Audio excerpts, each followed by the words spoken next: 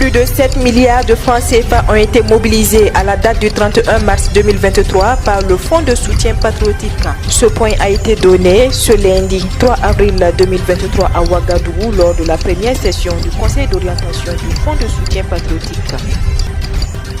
L'armée a neutralisé plusieurs terroristes de l'État islamique à l'Est. Elle dit intensifier les opérations au jour le jour pour la reconquête du territoire national.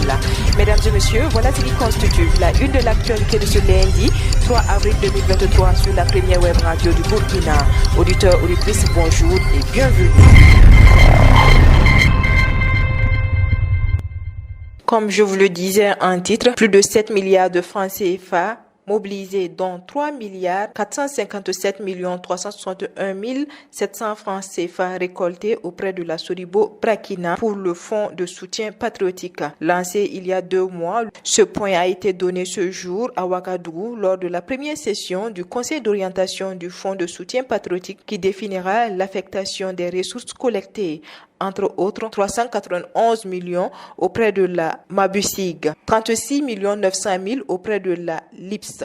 Dans un communiqué, bilan de l'appel à contribution volontaire pour l'effort de guerre lancé par le président Ibrahim Traoré le 18 novembre 2022 pour faire face aux crises sécuritaires et humanitaires que traverse le pays s'élève à 40 829 698 francs CFA reçus en espèces pour le mois de mars et au total près de 480 millions de francs CFA reçus depuis le début de l'opération lancée en novembre 2022, sans compter les dons en nature. Pour réceptionner et gérer de façon optimale ces contributions volontaires en nature et en espèces, une commission pluridisciplinaire a été mise en place aussi. Dans le sens de devoir de redevabilité voulu par le chef de l'État, les bilans mensuels de gestion de ces dons ont été publiés respectivement le 24 décembre 2022, le 23 janvier 2023 et le 24 février 2023.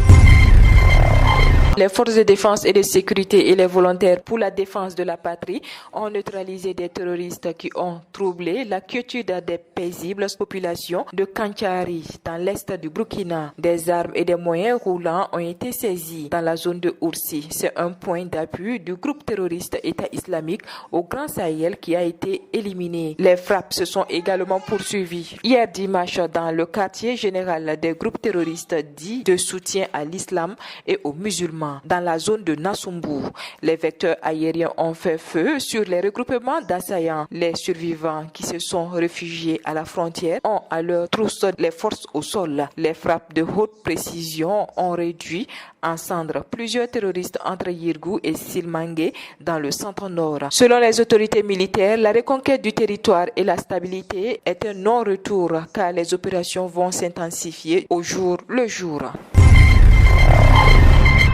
Toute autre chose à présent, les populations de la ville de Kongoussi ont témoigné hier dimanche 2 avril 2023 leur soutien au président de la transition, le capitaine Ibrahim Traoré, et à l'ensemble des forces combattantes engagées sur le théâtre des opérations de la reconquête du territoire national pour avoir libéré la province des différentes attaques terroristes.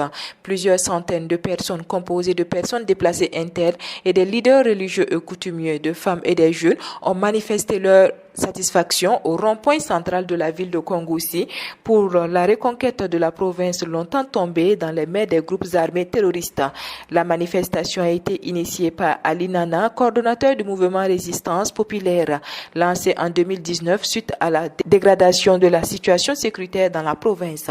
Selon lui, l'objectif de ce grand rassemblement est de soutenir le président de la transition, le capitaine Ibrahim Traoré, et les forces de défense et de sécurité, de même que les volontaires pour la défense de la patrie, qui ont travaillé à libérer la province du Ban de l'insécurité. Il dit lancer en janvier dernier un cri de cœur au gouvernement de les aider à reconquérir leur province qui était en péril. Ali Nana affirme que leur message a été entendu. Même son de cloche à Boulsa, dans la province de Namatenga, où les membres du mouvement Force Vive de Namatenga ont organisé le samedi 1er avril 2023 un meeting pour soutenir la transition, mais aussi pour l'interpeller sur la la question du développement de la province. Selon le secrétaire général du mouvement Ousmane Cargo, la manifestation visait à montrer la solidarité de la population au gouvernement, aux forces de défense et de sécurité, aux volontaires pour la défense de la patrie engagés dans la lutte contre le terrorisme.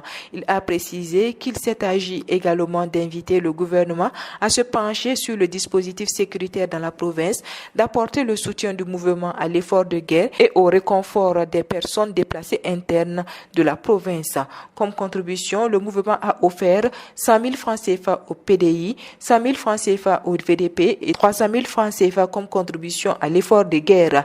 Le secrétaire général a rappelé que toutes les 8 communes de province ont fait l'objet d'attaques et que les victimes humaines ainsi que les dégâts matériels sont importants. La manifestation a été soutenue par le collectif des mouvements panafricanistes fortement représenté à cette occasion et qui a offert un forage à la province.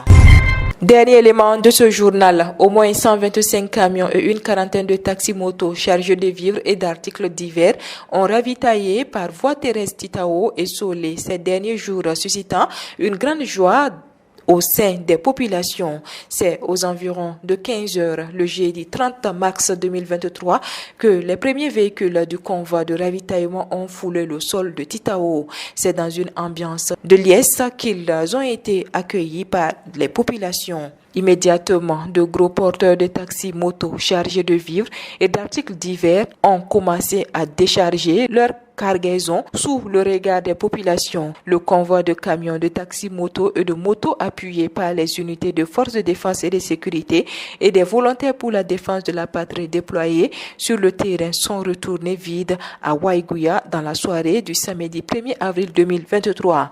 Le dernier ravitaillement en produit par voie terrestre de Titao et de Solé remonte respectivement au 20 et 23 janvier 2023. Il faut noter que la province du Loroum traverse une situation de sécurité difficile en passe d'être résolue. Les forces combattantes qui sont à pied d'œuvre pour libérer la province de la pression des terroristes développent les initiatives pour ravitailler la localité en vivres et aux produits de première nécessité. Voilà, c'est ici que s'arrête l'actualité de ce lundi 3 avril 2023 sur la première web radio du Burkina. Merci à vous qui nous avez suivis. L'actualité continue sur www.radiob24.net et sur www.burkina24.com. Au revoir et à demain pour d'autres sessions d'information.